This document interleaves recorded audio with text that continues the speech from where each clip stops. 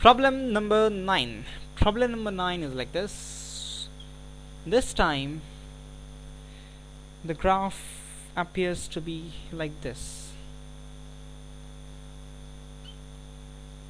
I'm sorry, this is a sharp corner.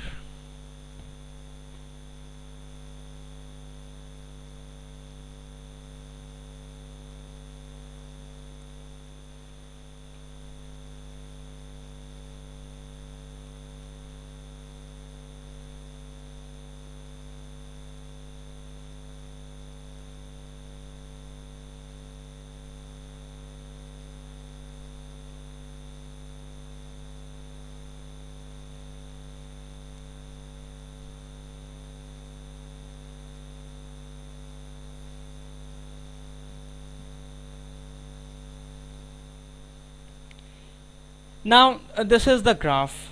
This is the graph, and I have been asked what is the net work involved in the cyclic process. This is a cyclic process. I'll be starting from A, and in a clockwise sense I will completing this process. Now suppose I get this problem in a IIT JEE exam, and I'm very tired. Suppose it is paper 2. It's hot in the month of April. I'm tired. I didn't sleep last night. I'm shivering.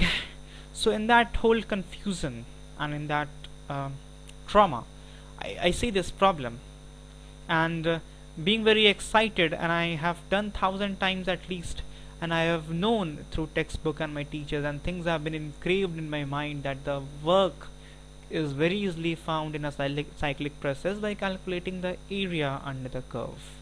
So the area under the curve here would be here 100 and from here 1, so it will be 100 joule. Work done would be 100 joule. This will be utmost stupidity. This will be a mistake. This is something that we don't ought to do. This is something that we do, then question would be raised on our sanity. This is something which is not should be done. This is something which is very wrong. This is something which is very casual. This is something which is very careless. This is not a PV graph, this is PT graph, so work will not come out of it so easily in case it would have come out in PV graph. So PT work is not integral PDT, work is integral PDV. So PV graph is going to give me work, not PT graph. So in order to get work, it will not be very easy as such, although it's not going to be tough as well, but that is not so straightforward. In this case, we have to calculate work part by part and then add it. That will be the best way to do it. Now let's go part by part. Let's go from A to B, calculate work, then B to C, then C to D, then D to A, then add it. Because it is a vector quantity, we can add it just like scalars. I'm sorry, because work is a scalar quantity, so we can just add it like scalars. Alright. So let's calculate work in the process A to B. Now what kind of process is process A to B? In process A to B, temperature is remaining constant, 300 Kelvin, so it is an isothermal process. It's a isothermal process. So the formula of an isothermal process is minus nRT ln V final by V initial, if you remember the formula. So the N here provided is 2 moles, right? So N is 2, or let's keep R as R. Temperature here is 300 ln V final, the final volume is 2. Now this unit will not matter because you have to take the ratio. So in whatever unit it is, ultimately it's going to get cancelled out. Initial volume is 1. So this is the work done in A to B. So this is actually minus 600 R ln 2. This is work done from A to B. Work done from B to C. Now if we have to calculate work done from B to C, then what kind of process is this from B to C? Now work done from B to C, in B to C pressure is constant, pressure is remaining constant, so it is isochoric process. So in isochoric process, the work done is always integral PdV. So if we bring P outside the integral and if we integrate dV, that is going to be d delta V. So P final volume minus initial volume. Since we don't know volume here, we know temperature, so we will like to convert this volume in terms of temperature. That can be done very easily by NR T final minus T initial, right? And T final is 400, T initial is 300, N is 2, so this is going to be 2R. T final minus T initial is 100, so this is going to be 200R.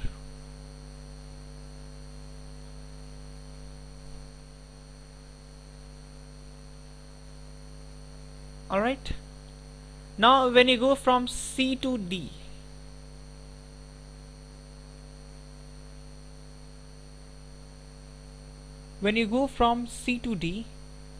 then again it is a isothermal process, because temperature this time is remaining constant, and this time it is remaining constant at 400 Kelvin. So this is one of the work done in A to B. This is another work done in B to C. So let's calculate work done from C to D. In C to D, the same formula will apply of the isothermal process. It will be NR ln Vf by Vi. Vf this time will be final volume.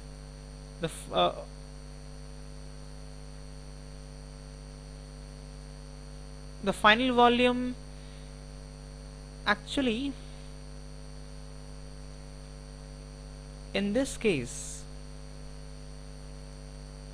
instead of Vf by Vi, what we can do is, actually we don't have volume here, but this is an isothermal process. In isothermal process, PV is a constant, because PV is equal to nRT and temperature is constant, so PV is a constant. So what happens is PF by PI becomes VI by VF. So here we require a VF by VI. VF by VI is equal to PI by PF, and PI here is 1 and PF here is 2. So what we have to use is 1 by 2.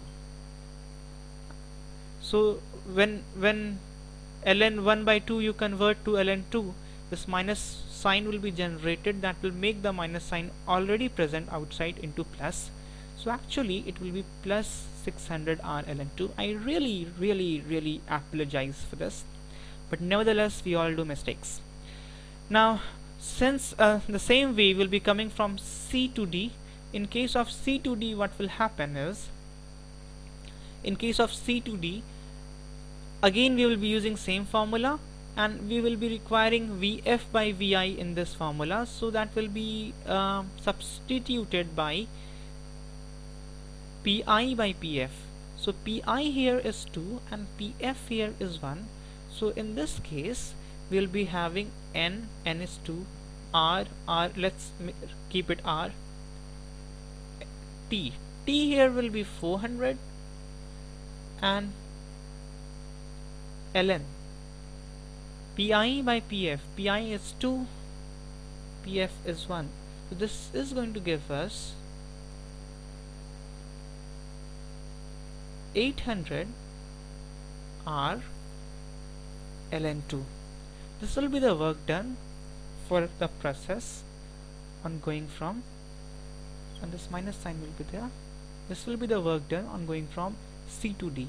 So this is minus 800 R ln 2.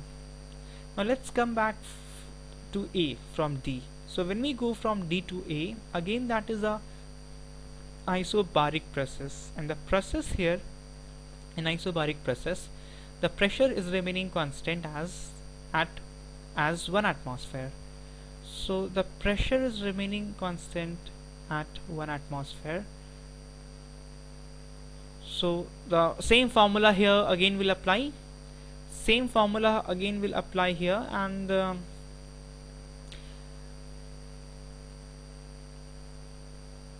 again we'll have nRTF minus Ti, and again we'll have 2 for N and R TF by Ti, but in this case TF is 300 and Ti is 400, so it will be 300 minus 400, that will give us minus 100 plus into 2R, so that is going to generate minus 200R. So the work done is going to be cancelled. The work done in B to C will be cancelled from the work done from D to A. I hope you get it. Because the final initial temperature here is 300. For B to C, the initial temperature is 300, final temperature is 400. For D to A, the initial temperature is 400 and final temperature is 300. So TF minus TI will get cancelled out. So this work done, the work done from B to C and D to A will be cancelled out. So effectively we'll have a work done from A to B plus C to D. That means 600 RLN2 minus 800 RLN2. So the net work done will be minus 200 RLN2. This will be the net work that will be done in this process. Now in the options, what JEE will do, actually it might not give you this option. It might give you minus 100 ln4, and you must be smart enough in the exam hall to identify that these two actually are same. So we move on to the problem number 10. Problem number 10 has been asked in JEE, and you can find this problem in many of the books. Up till now we have solved problems of the current JEE pattern, in which the level of problems are quite easy, and problems that will cover your IIEEE level. Now the level of JEE is increasingly become easy, but you must solve problems of 90s as well to make your concept consolidated in every chapters. We move on to the the 10th problem of this chapter. The 10th problem, again we will be dealing with a curve of pressure and volume.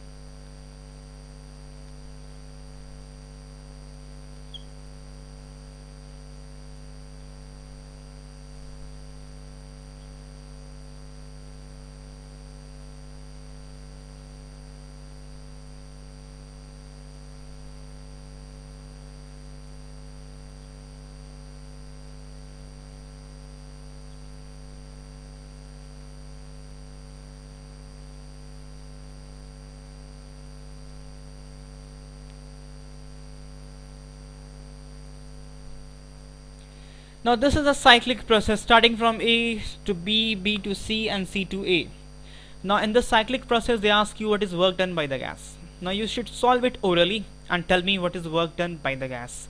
Work done by the gas will be the area under the cycle. The area under the cycle will be half into 2P0 into V0. Okay, this is 2P0, this is V0. Half into 2P0 into V0. So work done by the gas is going to be P0 into V0, or work done is minus P0 into V0, because this is a clockwise cycle. Work done is negative, but when you are explicitly saying that work done is by the gas, then work done by the gas is P0 V0, or work done is minus P0 V0. That minus is implying that work done is by the gas. Alright, the second part of the problem asks you the heat exchanged by the gas in the path CA and AB. CA, now CA is this. How much heat has been exchanged by this by the gas in CA? Now this is somewhat very similar to the one that we have done before. Now I'm just giving you the answer. What you do, you solve it on your own and you check your answer. The heat exchanged by the gas in the process CA is 5 by 2 P0 V0. This is heat exchanged in CA. The heat exchanged in AB would be 3 P0 V0, and the heat exchanged in BC would be P0 V0 by 2. This will be easy enough, like you just calculate work done and you just calculate change in internal energy. Change in internal energy can be calculated by change in temperature. Temperature at each point you know, because pressure and volume you know. So pressure into volume is equal to nRT. So you know pressure into volume, you divide it by nR, you will get temperature. That is easy to find out. So at for each transition, for each process from C to A, you know the change in internal energy, you calculate work. You know internal energy, you know work. From for thermodynamics first law, you know heat exchange as well. So that is easy to find. Please do it. Please do it. Now I'll solve, or we'll discuss the third part of the problem. The third part of the problem says the maximum temperature by the gas attained during the cycle. Now I solved this problem first time when I was in class 11th, when I was a kid. Now I have grown up. I solved this, I tried to solve this orally, and that was a mistake. I got a wrong answer. Now, what intuition you may too get, or you too may be tempted to give answer would be the highest temperature seems to be at B, because you know at A you see pressure into volume is P naught into V naught. At C, pressure into volume is 2 P naught into V naught, and at B, pressure into volume is 3 P naught into V naught. So pressure into volume, you know, the point at which pressure into volume is highest, at the same point temperature will be highest as well. Now the question says at which point the temperature is highest. So as you move from A to B, B to C, C to A, at which point you are going to get maximum temperature. Temperature is dependent on, or PV is equal to nRT, so temperature will be highest at the point where pressure into volume will be highest. That's the logic I applied, and that is legitimate logic. So I thought it will be highest at B. Alright, but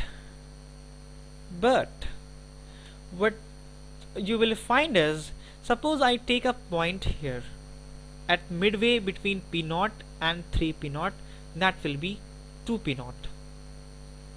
Corresponding to this, I will get a point on the volume axis as well, that will be V naught. Now if I see at this point, the product of pressure and volume is P naught into V naught is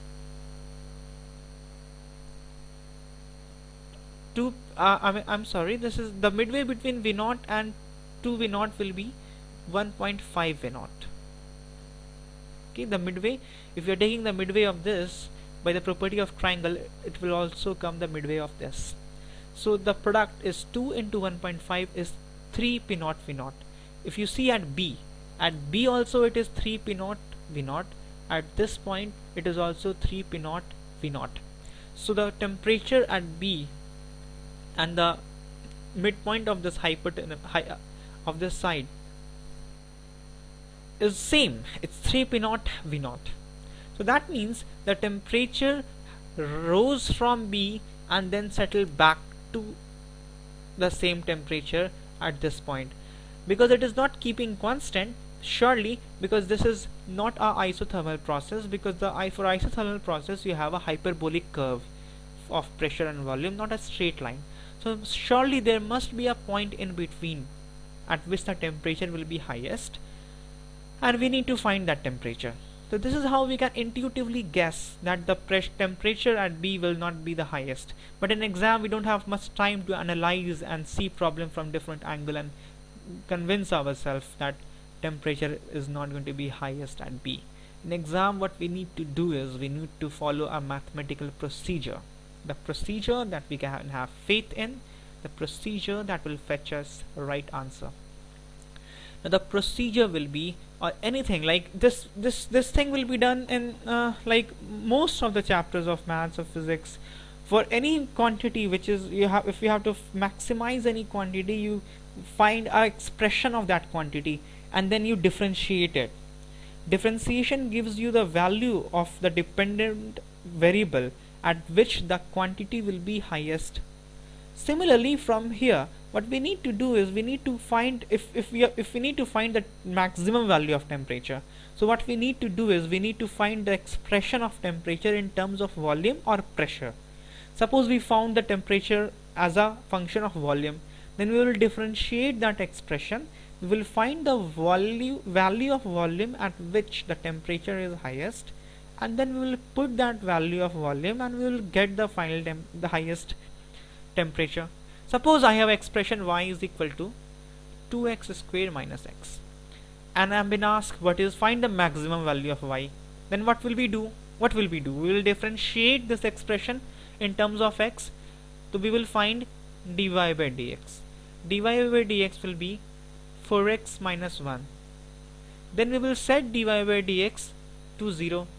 Then I will find x is equal to 1 by 4. What does this mean? This means that x is equal to 1 by 4, dy by dx is 0. And the point at which dy by dx is 0, that gives the point of maxima. Which in turn means if I put x is equal to 1 by 4 in this expression, I will get the maximum value of y. Similarly, when you are being asked to find the maximum value of temperature, you get temperature as a function of volume. You find dt by dv. You find at which volume that dt by dv is 0. Put back that v, you will get the maximum value of temperature. That is a standard procedure to go about. Alright, nothing new. You will learn this thing, and you might have probably learned this thing in maths. There's a chapter like of maxima and minima, and this you use this very rigorously.